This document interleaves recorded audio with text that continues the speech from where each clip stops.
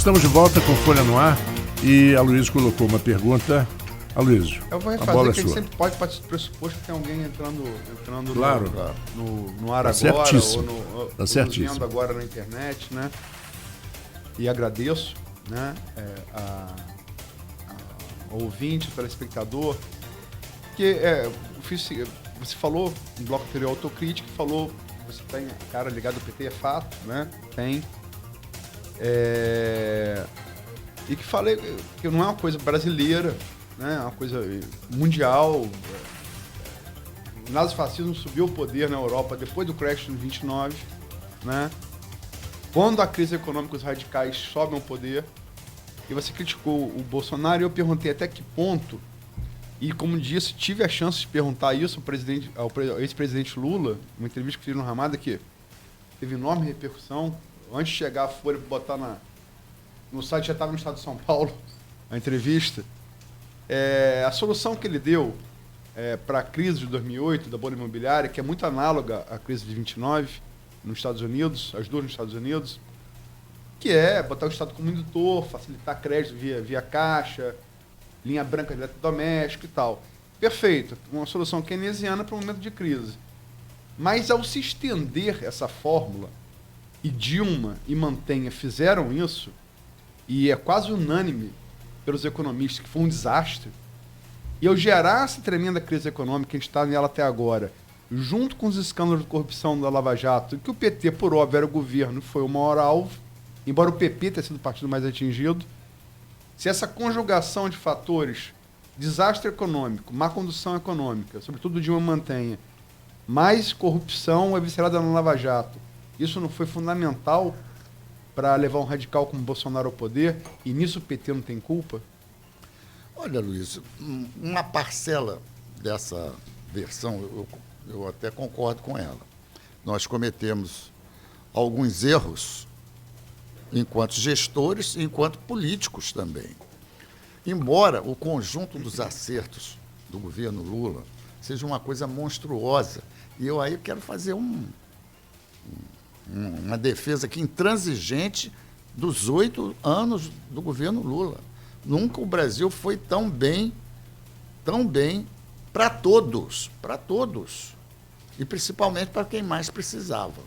Embora banqueiros ganhassem dinheiro, a construção civil ganhou dinheiro, o país cresceu. Pai dos pobres e mãe dos ricos. Isso. Mas isso foi bom, isso não foi ruim, não. Foi muito bom para a sociedade, né? Ele falou isso na entrevista também. É bom para a sociedade. Os empresários ganham dinheiro no meu governo, os banqueiros ganham dinheiro no meu governo. Isso mesmo, e foi muito bom. E o povo era mais feliz. Evidentemente, ele falou isso também. Que o governo da Dilma não conseguiu traduzir com a mesma eficiência isso, né? Então, posto isso, eu quero dizer o seguinte, eu às vezes uso um pouco do exemplo que o próprio Lula usava, pegar a figura do futebol, para mostrar onde estão alguns dos erros né? A relação com a política, com o Congresso, é uma relação muito ruim. E não foi uma coisa que o PT trouxe para dentro da política brasileira. Sempre houve. Sempre houve. E eu uso a expressão do futebol para dizer o seguinte, você entra em campo, você está disposto a não dar falta desleal, não chutar a canela do adversário, não dar cotovelada. Aí você entra em campo, começa o jogo, você toma a primeira canelada, o juiz não marca, toma a segunda canetada, né, cotovelada, o juiz não marca, vai na terceira. Aí na quarta vez você começa a dar a canelada, dar a cotovelada, porque é assim que funciona. Quer dizer, tem mecanismos que estão tão arraigados na vida pública que você pode tentar melhorá-los, mas eles estão presentes. Aí eu estou falando do quadro de corrupção no processo eleitoral brasileiro. Mas na metáfora futebolística, quem teria começado a dar canelada? Eu não entendi muito. Quem começa a dar canelada é alguém que já vinha, né? O Cunha, você está falando? Você tá falando quem? Não, eu estou falando da cultura brasileira. Quando o Lula assume o Congresso, ele já tinha essa prática. Como é que lida com o Congresso? Entendi. É um Congresso que faz exigências que não são legais. O famoso toma lá da cá mesmo, descarado. Ele né? já encontrou isso, não foi a eleição do PT que construiu isso. Não, claro que não. Aquela famosa frase dele, quando ele foi deputado constituinte, Virou música do Paralamas, são 300 picaretas com anel de doutor. Né? E alguns que tentaram radicalmente enfrentar isso não se deram bem.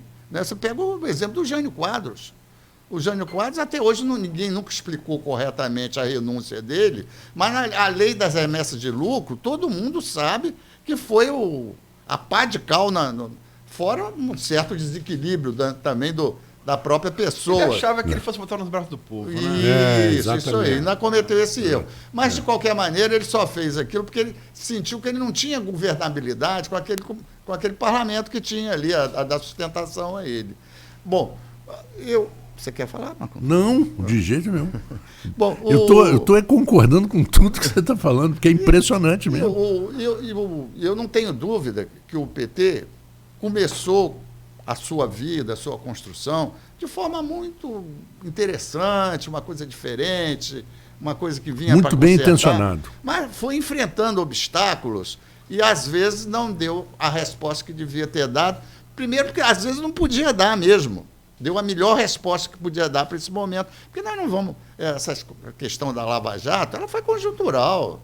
Não é? Conjuntural. Aí eu fico a me perguntar, eu vou responder objetivamente a sua pergunta, se isso não faz... esses movimentos lá da Dilma, da economia, não facilitaram a eleição do Bolsonaro. Não. Bolsonaro foi eleito num conjunto de 14 candidatos a presidente da República. A sociedade escolheu ele porque quis. Não foi um fato, né? Você podia ter votado no Alckmin, podia ter votado numa série de outros candidatos que não tinham o perfil do Bolsonaro. A sociedade escolheu o Bolsonaro. Isso eu acho que é uma questão que a gente pode prestar atenção nela. Mas aí tem o que o Ciro fala, né?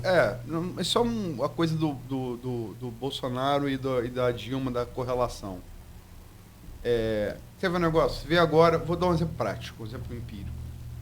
O Ricardo Amorim, Marco teve, ele fez lá a mediação, houve uma mesa anterior, Ricardo Amorim, do Manhattan Connection, economista, jornalista, ele apresentou, eu participei da mesa inicial, fiz um apanhado sobre a evolução econômica de Campos, e ele mostrou vários gráficos. Um gráfico é uma coisa que eu fiquei impressionado. Ele faz um apanhado do PIB, uma variação, é de 3 anos, né, Marco? 3 anos. Dos últimos 110 anos do Brasil. E os PIBs negativos que foram gerados. Foram 1930, Revolução de 30, final da República Velha, 43, 44, queda de Getúlio Vargas, 85, queda do regime militar, e de período de Dilma Rousseff, impeachment de Dilma. É incontestável, basta você olhar o gráfico, estamos falando de todos os períodos de ruptura que nós tivemos ao longo dos últimos 110 anos, e todos eles se deram em momentos de PIBs negativos, ou próximos a isso. Mas a economia é a mola mestra disso. É a frase do Jim Carroville, né? He's Economist, stupid. Não adianta. O Bolsonaro vai dar até... Ele pode até dar certo se a economia for muito bem. Mas aí Dilma não tem responsabilidade?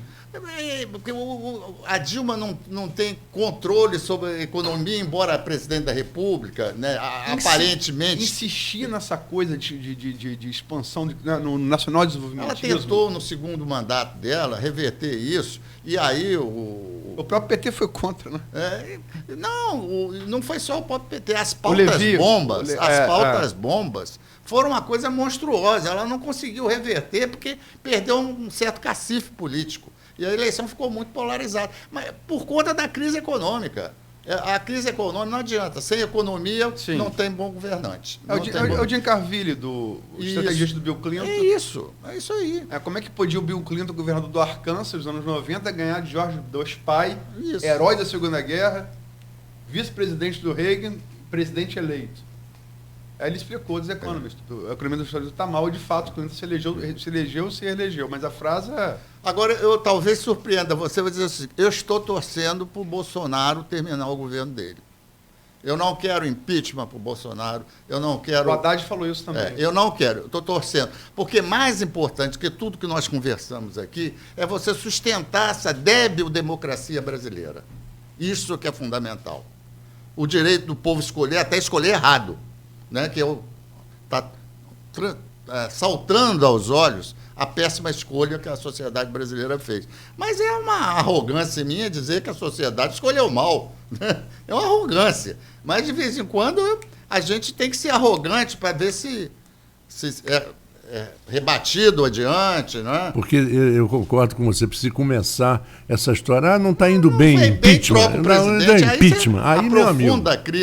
Aprofunda a crise. Aprofunda a crise e todo mundo acha muito fácil. Muito ruim. E todo mundo acha muito fácil. Numa sociedade tão desumana, né, que dá vontade de você chegar a afirmar que o homem é um bicho muito ruim mesmo, né?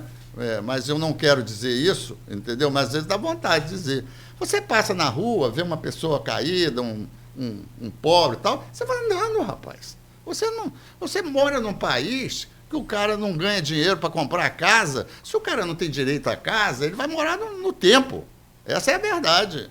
E você está radicalizando a fala. Não, isso é verdade. Você tem 12 milhões de desempregados, muita gente sem casa. Aí tem um governo que faz casa popular, dá com pau. Você fala mal do cara porque ele gastou dinheiro na área social, não gastou no investimento, que era um investimento que ia trazer a solução do problema. Eu digo, olha, há que haver mediação nisso. Né? Você não pode pagar todo o dinheiro, porque o país é pobre, e de uma hora para outra resolver todos os problemas sociais, inviabilizando o crescimento do país. Mas não dá para deixar de olhar para o Brasil e dizer o seguinte, o grande problema brasileiro é combater a desigualdade. Agora, como fazer isso? Essa é uma discussão que não basta dizer só com educação, não é verdade. Não é só com educação que você faz isso. Você faz isso Mas com muito... Né? A Coreia do Sul é um belo exemplo disso. É um belo exemplo. Você faz com muita educação, mas não é só com educação, a médio prazo. Você tem que ter um certo equilíbrio nesse movimento, entendeu? Agora, nós não fazemos isso, nós vivemos de crise, por isso que eu quero a democracia consolidada, né? Porque a gente aprenda a reconhecer os erros.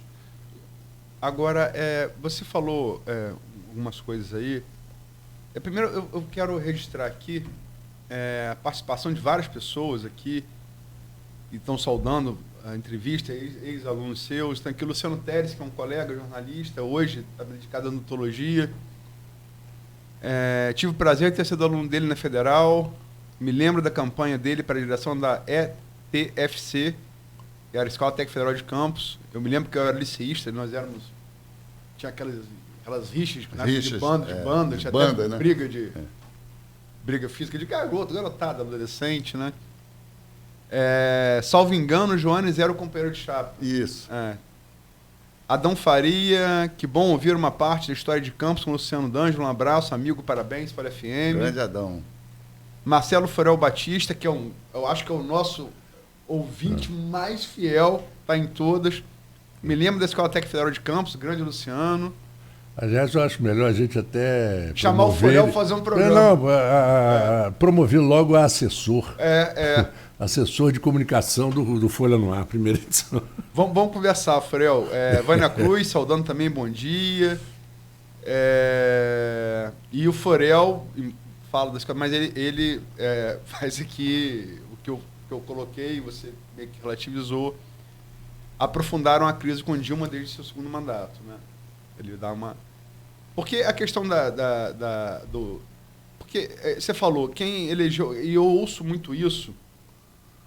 Eu estava discutindo isso com um professor, inclusive do IF, né? Não vou falar o nome dele por óbvio, né? Mas e uma discussão, não uma discussão, um debate, né? Ele falou mais ou menos o que você disse aí. Não, porque quem elegeu o Bolsonaro foi quem votou em Bolsonaro. Eu falei, isso depende. Se fosse uma eleição de turno único, eu concordaria com você. O segundo turno levou outros eleitores. Como é de 2 turnos, se você sabia que o antipetismo, projetado em todas as pesquisas, transformavam o Haddad em um adversário mais fácil de ser batido pelo bolsonarismo, você tinha a opção do Ciro, que era de todos os candidatos, e aí eu não estou falando posição pessoal, estou falando análise de... Você é matemático, é análise de pesquisa. Né? Então, até que ponto, como a eleição em 2 turnos, se todas as pesquisas apontavam, e é mentira o que falam os bolsonaristas, todas as pesquisas apontavam ele como favorito. Eu me lembro que a Datafolha, que eu fiz a matéria de 2017, um ano antes, colocava Lula em primeiro e Bolsonaro em segundo. Isso mesmo. Então é mentira o que os bolsonaristas falam, é mentira, não é verdade. Todas as pesquisas indicavam ele na liderança sem Lula. Lula saiu por problema da Lava Jato, foi preso em 7 de abril, enfim, ele assumiu a liderança. Por sinal, né? Eu não tô, mas assim, todas as pesquisas apontavam isso. As pesquisas também apontavam, no segundo turno, que Ciro seria uma opção, teria mais chance. E nesse sentido, quem insistiu com Haddad também não pode ter sido culpado de, na eleição de Bolsonaro, pelo antipetismo estar muito forte, por Haddad ser um cara mais fácil de ser batido? Olha, Luiz, eu confesso a você que analisar depois do processo dado é uma coisa mais simples. Mais né? fácil, É mais fácil. Mas se você pegar... Mas as pesquisas projetavam. Projetavam. E alguns setores do PT achavam que era necessário construir uma frente mais ampla. Alguns setores achavam Jacques Wagner defendeu isso, abertamente. Exatamente isso. Jacques Wagner defendia isso. Tentou defender isso junto ao Lula. E tem uma história que o Chico me conta, que encontrou com o Jacques Wagner no aeroporto. Ele estava vindo de um encontro com o Lula e tinha proposto isso ao Lula. Aí o Chico perguntou a ele, Jacques, e aí? Tomei um esporro do presidente. Então, na verdade, as coisas não são tão únicas assim. Né? Tem Jacques propôs que o PT desse a vista de Ciro. Isso, mas isso não tá. O Ciro também não ajudou nisso. Bem da verdade, aquele temperamento dele... Nem Ciro, nem Lula, né? Como você mesmo verdade, falou aí. É verdade. Os dois não ajudaram. Mas por quê? Porque o PT hoje, ele com todo o desgaste que ele sofreu, com todo o antipetismo, ele é o maior partido de esquerda do país disparado. A própria votação do Haddad mostra isso. Com aquele clima todo, o grande complexo televisivo das grandes televisões combateram o PT duramente desde do processo lá do... Mas também combateram o Bolsonaro. Assim, combateram também, mas de uma forma ainda muito mais... Sinceramente, porque eu acho que a grande mídia, aí eu faço minha culpa como integrante da mídia, embora não seja da grande mídia, foi muito incompetente e foi nessa ligação com Milícia e Queiroz. Isso podia ter sido descoberto antes. Outras coisas, né, Luiz? A própria história dele não foi colocada amplamente, né?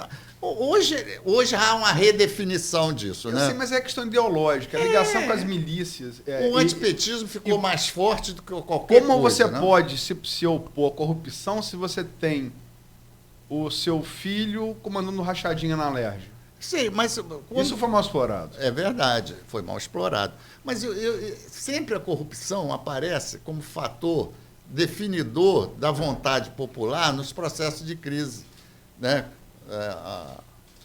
Eu diria que a direita tem utilizado isso em vários momentos. Sim, né? sim. Pega a corrupção, coloca lá como se fosse uma coisa daquele governo que está ali. O PT também já usou, né, Luciano? Não é à toa que Brizola chamou o PT de UDN de macacão, né? Não tem dúvida disso. O adversário usa todos Eu me lembro no formas de combate Collor, que ele tem. Já disse como deputado com a Veja na tribuna da Câmara Federal. É verdade. Com aquela entrevista do Pedro Collor. O PT combateu veementemente a corrupção, não deu conta dela, né? Não deu conta dela, é verdade. Mas se você olhar para isso como coisa episódica, você vai ficar alternando, né? Vai ficar alternando. Se você olha como coisa estrutural da sociedade, cultural, né? Porque não está só nos políticos, ela perpassa a sociedade como um todo. Né? O pessoal diz que hoje em dia, em Brasília, até o ascensorista dos prédios dos ministérios hoje querem propina para te levar no último andar. É preciso um pouco mais de tempo para você reverter. Democratizou a propina. Mas eu não vou falar quem foi, só para terminar esse bloco de parte para o último. Vou dizer quem foi, mas teve essa coisa de liberação de registro imóvel que passa pela prefeitura. O negócio é tão arraigado que o motoboy que levava, cobrava, se não levava, atrasava. E aquilo atrasava todo empreendimento imobiliário. O motoboy que levava o despacho para liberar a obra. Esse tem gente que comprou querendo tomar posse do imóvel. Quer dizer, como a coisa está arraigada. O motoboy que estaria de obra cobrando, senão não levava e atrasava e deixava um prédio, sei lá, de 50 apartamentos sem poder ser ocupado. A minha experiência na Secretaria de Fazenda mostra Você teve campista, né? Não, o Godofredo. Godofredo. Eu fiquei mais tempo. São de arrepiar. Como a tecnologia, né, constrói soluções extremamente desonestas dentro de uma gestão. Né? Sem dúvida alguma. Bom, 8 horas... Só queria, Marcos, registrar aqui também, entrou aqui, antes de partir para o intervalo, o reitor eleito da UENF, Raul Palácio, está assistindo. Excelente entrevista, excelente análise, Luciano. Lula não saiu, Lula foi tirado. Nana Rangel, professora. Bom ouvir, Luciano, conversa lúcida e inteligente. E também a Sandra Maria Teixeira dos Santos. Bom dia e feliz em vê-lo também, professor Luciano. Obrigado. Vamos a um pequeno intervalo. Não sei se o Sandro está gostando da toada antibolsonarista de Luciano, então vou perguntá-lo depois. Mas enfim. Mas quem tem bom senso, democracia é isso, quem tem bom senso. Eu ouvi uma muito boa. Se você já ouviu na rua alguém ouvindo música muito alto no carro e a música é boa, você não ouve, não vê. Sabe por quê? Porque o bom gosto está associado ao bom senso. Eu só queria também registrar aqui, desculpa, Marco, o Antônio Clayton, que é um outro ouvinte assíduo nosso, foi nosso entrevistado aqui, uma referência no radialismo, no jornalismo de campos, meu amigo pessoal, apesar de ser fã de Piquet, e que perto desse ano não existe. É verdade. Mas ele pode falar no próximo bloco para a gente repercutir a entrevista que fizemos com o doutor Adilson Sarmé, né? Sim, grande amigo. E falando aqui, para descontrair, pode perguntar a você, Luciano, se ele foi modelo para a estátua de Tiradentes na Praça do Centro. Semelhante demais. É verdade. Vamos deixar a resposta aí para o próximo bloco. Vamos ao intervalo, voltamos em instantes. Bom. Valeu, Antônio. Você conhece a Copa Táxi? São 16 anos transportando